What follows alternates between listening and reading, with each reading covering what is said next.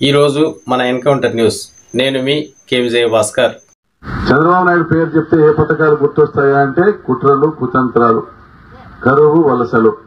మరి చంద్రబాబు నాయుడు మోసము, బూటకము, వెన్నుపోటు, ఇవి తప్ప ఆయన పేరు చెప్తే గుర్తుకొచ్చేది ఏమీ లేవు. మరి ఇటువంటి పరిస్థితుల్లో జనం దగ్గరికి పోయి మేము మంచి చేసినా మాకు ఓటేయండి ఏం మంచి చేసినావయ్యా అని అడిగేటువంటి పరిస్థితి చంద్రబాబు నాయుడు కావచ్చు, ఇక్కడ గతంలో మంత్రిగా ఉన్న పరిటాల సుంట కావచ్చు.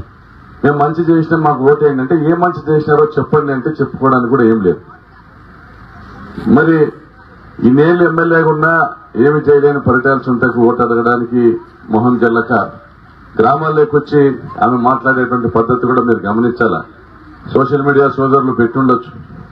గ్రామాల్లోకి పోయి ఆమె చెప్తా ఉండేది, మేము మా ప్రభుత్వం వస్తారు కాలు చేతులు ఇస్తామంటారు, మా ప్రభుత్వం వస్తాము చీమల పెట్టి నలుపుతామంటారు, తిప్పలాడిచ్చి కొడతామంటారు. ఒక మహిళగా ఆమె నుంచి ఎవరు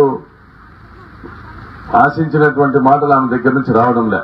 మనం కూడా మన కుటుంబంలో కూడా అక్క చెల్లెళ్ళు ఉన్నారు, మనం కూడా పెద్దల్ని గౌరవిస్తాం. అన్ని కూడా ఒక సమాజం అనేది ఒక దేవాలయంగా, ప్రజలే దేవుళ్ళుగా భావించేటువంటి ఒక పార్టీలో ఆమె సభ్యురాలుగా ఉండి మరి ఈ రకంగా మాట్లాడడం అనేది కూడా గమనిస్తే 5 ఏళ్లు వాళ్ళకి అధికారం లేకపోయినా వాళ్ళకి ఇంకా బుద్ధి రాలే, వాళ్ళ పద్ధతులు మారలే. వాళ్ళు ఎంతసేపు పెత్తనం కావాలా, పెత్తనము కావాలంటే అధికారం రావాలా, అధికారం రావాలంటే ఏ పక్క తొక్కులైనా తొక్కాల, డబ్బులతో కొందామనేది ఒక ఆలోచన. అదేవిధంగా బెదిరిస్తే బెదురుతారనేది ఒక భ్రమ. మరి వీళ్ళందరికీ కూడా బుద్ధి చెప్పాల్సిన సమయం వచ్చింది. మీ బిడ్డగా మీ పక్క గ్రామానికి సంబంధించినటువంటి తొంతుర్తి ముద్దు బిడ్డగా ప్రకాష్ రెడ్డి అనేవాడు 5 ఏళ్లలో ఎక్కడ కూడా ఏ గ్రామంలో కూడా కక్షలు అనేటివి కనపడకుండా చేసినాడు, ఎక్కడ కూడా గొడవలు అనేటివి వినపడకుండా చేసినాడు.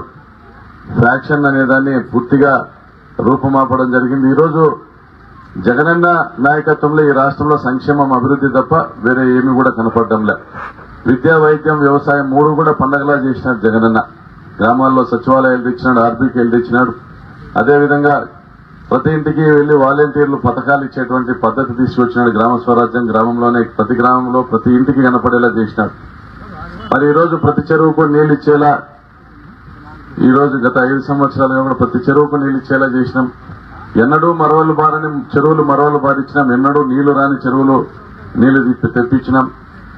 అన్నిటికంటే ప్రధానంగా ఎమ్మెల్యేగా గెలిచిన సంవత్సర కాలంలోనే నియోజకవర్గాన్ని అహుడాలో చేర్చి 17,000 ఇళ్లు శాంక్షన్ చేసినాం.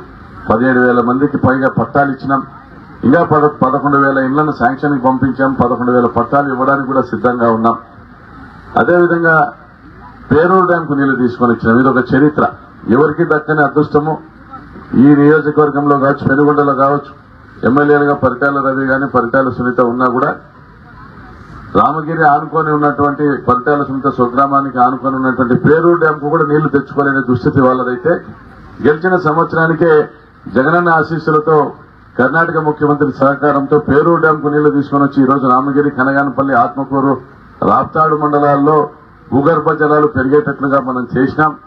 దాదాపుగా పేరూరు డ్యాంకు సంబంధించి పెన్నా నదిలో తీసిన కాలువ 45 కిలోమీటర్లు కావచ్చు, భోగినేపల్లి ఆనకట్ట కోసం తీసినటువంటి 8 కిలోమీటర్ల కాలువ కావచ్చు, అదేవిధంగా గొందిరెడ్డిపల్లి, బొమ్మేపర్తి, లింగనపల్లి, గంగలకుంట చెరువులకు తీసినటువంటి కాలువ కావచ్చు, పీఏబీఆర్ కొడి కాలువ నుండి హంద్రీనివా నుంచి వేపచెర్ల దిగువన గోపాలప్పకుంట కోసం తీస్తున్నటువంటి కాలువ కావచ్చు, అదేవిధంగా హంద్రీనివా నుంచి చెర్లోపల్లి, చేపట్ల, మరూరు, పాల్వాయి చెరువుల కోసం తీస్తున్నటువంటి కాలువ కావచ్చు. 75 కిలోమీటర్ల కాలువలు ప్రభుత్వం నుంచి కానీ ఆశించుకోకుండా పనిచేసి ఈరోజు రైతుల కోసం కష్టపడతానంటే ఒక రైతు బిడ్డగా, మీ అందరి ముద్దు బిడ్డగా తొబ్బుర్తి ప్రకాష్ రెడ్డి చేస్తున్న కష్టాన్ని గమనించమని కూడా కోరుకుంటా ఉన్నా.